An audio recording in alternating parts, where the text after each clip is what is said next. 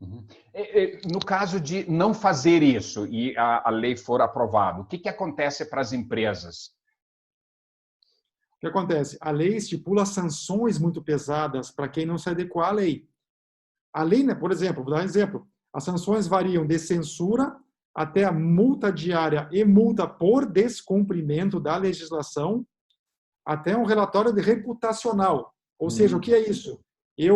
A empresa, por exemplo, teve um incidente de não estar observando a lei e é obrigada a informar a Agência Nacional e muitas vezes na internet que houve este vazamento de dados ou essa não observância da lei. Então, além das sanções pecuniárias, que são essas de multa e tudo mais, você tem também a questão dos dados reputacionais. E vou mais longe. Aí é possível também que pessoas que tenham tido seus dados não tratados adequadamente a partir da vigência dessa lei, elas podem, individualmente ou coletivamente, ingressarem com ações judiciais contra estas empresas também. Então, de todos os lados você pode ser fiscalizado. Uhum. Multas, etc., por agência nacional e pela pessoa privada ou cidadão que teve os dados dele, por uma forma ou outra, não tratados adequadamente, pode ingressar com ações indenizatórias contra a empresa que não tratou. Então, por todos os lados é bom você fazer essa adequação. Pelo lado do bolso e pelo lado do diferencial competitivo, porque isso vai começar a se tornar um diferencial, entende, Alex? Ou seja, as empresas vão valorizar, as pessoas vão valorizar, e os fornecedores vão valorizar, os parceiros vão valorizar, os colaboradores vão valorizar as empresas que estão adequadas à Lei Geral de Proteção de Dados. Assim, sem sombra de dúvida nenhuma, isso aí é um grande diferencial competitivo, é uma experiência para o cliente se sentir seguro, vinculado às suas informações à empresa XYZ.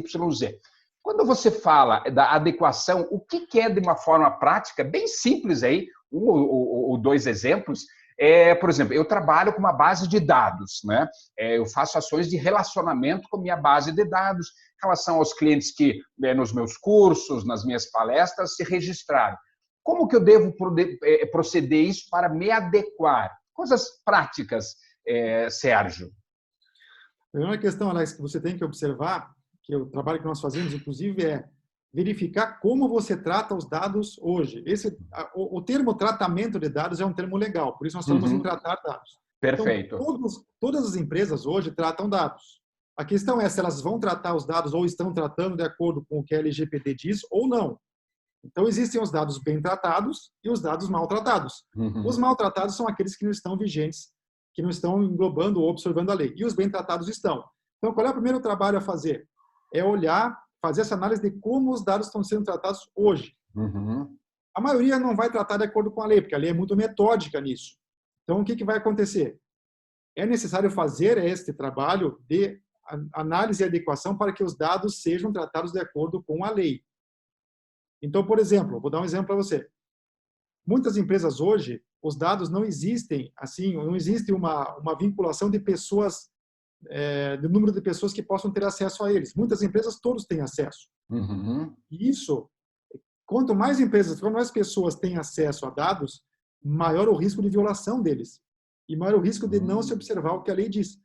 Então, a tendência é que seja restrita esse acesso aos dados da empresa, seja restrito a determinadas pessoas. Isso restringe a possibilidade de violação e também acaba se coadunando com o que diz a lei. Então, esse é o exemplo que eu digo maior. Quanto mais pessoas têm acesso a esses dados, mais a possibilidade dessa lei não estar sendo observada. Até porque é extremamente simples hoje em dia através dos sistemas, né? E se você não tem realmente uma ordem nisso, né? Me corrija se eu estiver errado, né? Aí tem essa facilidade. E aí se vê e se ouve aí, né, pelo mundo, esses vazamentos de dados, né? Gigantescos aí, né? E aí as pessoas acabam sendo o quê? Né? Ficando extremamente chateadas, para não dizer outras coisas. Por quê? Porque os seus dados, que a princípio ela, né, confiava à empresa XYZ, estão basicamente no mundo. Seria essa linha, então. Exato. A regra vai ser, daqui para frente, Alex, quando a lei entrar em vigor, que você tenha, que a empresa tenha o consentimento expresso do titular dos dados, bacana. que é a pessoa natural, né, titular dos dados, tem consentimento escrito, expresso ou áudio, pode. Hoje em dia é o consentimento expresso, não é Antigamente você podia pensar, não, se você calou, então você consentiu pelo silêncio. Não, a lei não diz isso. A lei diz que tem que ter um consentimento expresso. Pode ser por escrito, pode ser eu li, aceito, pode ser uma mensagem de voz. Eu consinto que você trate os meus dados. Isso é suficiente para a lei no tocante ao consentimento. Então, tem mais essa situação também que as empresas vão ter que se adequar a partir do momento que a lei entrar em vigor.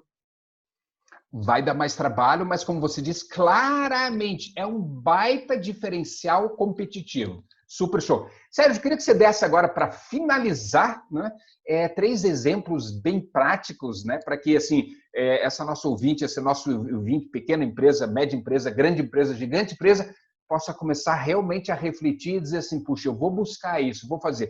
3 dicas, 3 sacadas aí, matadoras aí, para essa busca desse diferencial competitivo, na sua opinião. Bom, então a gente já tem sentido que as pessoas estão valorizando, tanto na hora de contratar um produto, um serviço, estão valorizando empresas que já estejam adequadas ou se adequando a esta lei. Então, isso já é um diferencial baseado, sob o ponto de vista daquele que compra o produto, porque você sabe muito bem, você já disse isso, que é o cliente que paga todas as contas da empresa, é o cliente que movimenta a empresa, o cliente é a razão de ser da empresa. Então, o cliente, estando satisfeito, ele vai ele mesmo trazer mais indicações e ele mesmo vai ficar satisfeito. E esse cliente é a razão de ser da empresa. Então, o cliente vai valorizar isso. Segundo, as empresas que são parceiras, porque hoje as empresas trabalham muito em parceria, elas também vão valorizar se todas elas estiverem se adequando à lei. Porque elas vão estar tranquilas com os dados delas também e a empresa que está tratando é a mesma coisa. E a terceira, eu encaro a questão, basicamente, do colaborador que trabalha para você. Porque ele vai estar tranquilo também que os dados dele vão estar sendo observados de acordo com o que a lei diz. Porque a pessoa fala em dados do titular pessoa natural. Não diz só cliente, não diz só fornecedor. Olha que legal. Só colaborador, é dados de pessoa, dados do titular de dados, pessoa física. Então, quaisquer dados, inclusive dados de sócios, dados de parceiros, que sejam pessoas físicas. Todos têm que ser tratados. Excelente. Então, esse é até um outro dado que, por exemplo, eu não sabia, né, porque eu pensava mais que o foco era da empresa para com o cliente. Excelente. Sérgio, gratidão pela sua participação, gratidão por fazer parte aí do Instituto Palestrantes Profissional, né? E assim também já a dica, né? Nós temos mais vídeos que vamos estar gravando, né? Então, para que o pessoal fique ligado, é isso, né? Isso. Só queria falar mais uma coisa, Alex. Lógico. Sobre o relatório de impacto que eu falei, a lei estipula como se fosse uma situação de facultatividade. Só que a Agência Nacional, que essa parte da lei já entrou em vigor, a Agência Nacional já está sendo criada, assim como o Conselho Nacional de Proteção de Dados. Os dois, a lei já está vigorando. Então, eles podem exigir que você mostre um relatório de impacto. Então, esse relatório, eu entendo ser até obrigatório, sob o ponto de vista da ética e sob o ponto de vista da diligência da empresa. Mas a lei não fala em obrigatoriedade, mas eu acho que deve ter esse relatório emitido caso seja necessário demonstrar para alguma agência nacional ou conselho governamental. Gratidão mais uma vez. Se você gostou desse vídeo, dê um like aqui embaixo, compartilhe com seus amigos, colegas, empresários, empreendedores, profissionais. Se você ainda não se inscreveu no nosso canal do YouTube, aqui embaixo, inscreva-se. Não esqueça, né, de apertar aí o sininho, né, para você ser avisado toda vez que tem um novo vídeo. Muito obrigado e até o nosso próximo vídeo.